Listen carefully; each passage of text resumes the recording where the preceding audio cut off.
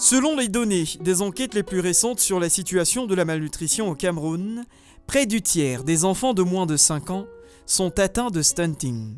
Il s'agit d'un mot désignant le retard de croissance dû à la malnutrition qui sévit tant dans les zones rurales qu'urbaines.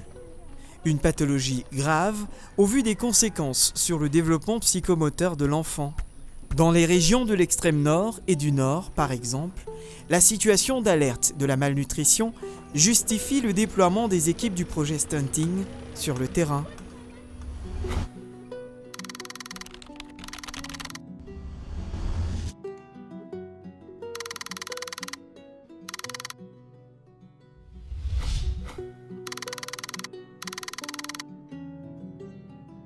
Toutes ces statistiques sont au-dessus des seuils considérés par l'OMS comme critiques dans un pays. Afin de lutter efficacement contre la malnutrition dans les régions ciblées, le projet Stunting de Helen Keller International, avec l'appui de l'UNICEF, sous financement de KfW, a posé des actions concrètes sur le terrain, des actions qui ont donné une nouvelle dimension à la lutte contre la malnutrition. Au début de ce projet de lutte contre le retard de croissance, donc de lutte contre la malnutrition chronique au Cameroun, nous avions convenu avec l'UNICEF et KfW de rejoindre une cible d'environ 30 000 enfants. Au bout de 12 mois, nous avons déjà atteint plus de 40 000 enfants dans 7 districts des régions de l'extrême nord et du nord du Cameroun.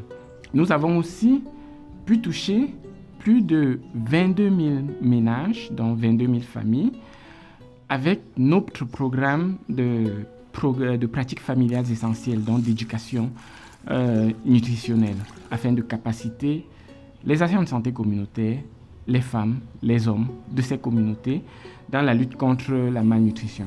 Nous pouvons affirmer que les actions de Helen Keller ont diminué et continue à diminuer davantage. Le taux de malnutrition dans notre district, ceci est perceptible à travers certains centres de santé ou à l'instant de ceci de Pipagne, ceci de Lara, où on constate le nombre d'enfants malnutris de moitié diminue, pratiquement diminué de moitié dans le centre de prise en charge. Dans le cas de ce projet, les ressentis à travers les différentes personnes qui sont impliquées à recenser les enfants de 0 à 5 ans souffrant de malnutrition aiguë et sévère. Ce projet a permis le renforcement des capacités de tous les acteurs impliqués dans les soins de santé primaires. Les données nous ont permis de prendre des meilleures décisions par rapport à la malnutrition dans l'aire de santé de Lara.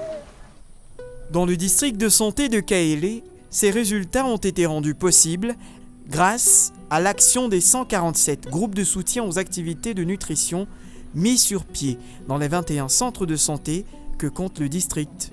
Au total, ce sont 721 groupes constitués de 12 à 15 membres qui ont été créés dans les 7 districts de santé des régions de l'extrême nord et du nord concernés par le projet, permettant ainsi à plus de 7200 femmes d'acquérir des connaissances sur les bonnes pratiques de nutrition. Dans le temps, les mamans, pour faire une bouillie, il fallait seulement prendre la farine et mélanger avec de l'eau, et bouillir et donner à l'enfant. Or, quand le projet est venu, il a appris que pour une bouillie, il faudra donc mettre d'autres ingrédients de manière que ça devienne l'aliment à 5 étoiles. Dans le cadre du projet, des sessions de renforcement des capacités des agents du système de santé sur le dépistage et la prise en charge de la malnutrition aiguë sévère ont été organisées et ont permis de former plus de 360 agents du système de santé. L'engagement du Cameroun, c'était de réduire à peu près de 2 points de pourcentage chaque année les taux de retard de croissance. Le Cameroun est relativement dans la bonne voie en milieu de peloton des pays qui ont souscrit au mouvement SON, mais il reste encore beaucoup de choses à faire. 1 an après la mise en œuvre du projet, ce sont plus de 1800 enfants pris en charge pour malnutrition sévère aiguë, plus de 40 000 enfants ayant reçu des poudres de micronutriments, plus de 7200 femmes qui ont été sensibilisées et formées aux bonnes pratiques nutritionnelles, enfin plus de 30 000 familles touchées par des sessions d'éducation nutritionnelle. Tout ceci contribue ainsi à réduire considérablement l'impact de la malnutrition dans ces régions du pays. Ceci grâce notamment à la stratégie de capacitation des populations locales mise sur pied par Helen Keller International avec l'appui de l'UNICEF sous financement de KfW. Des résultats probants à consolider dans les années à venir à travers la pérennisation des connaissances acquises et la transmission des bonnes pratiques nutritionnelles promues par le projet.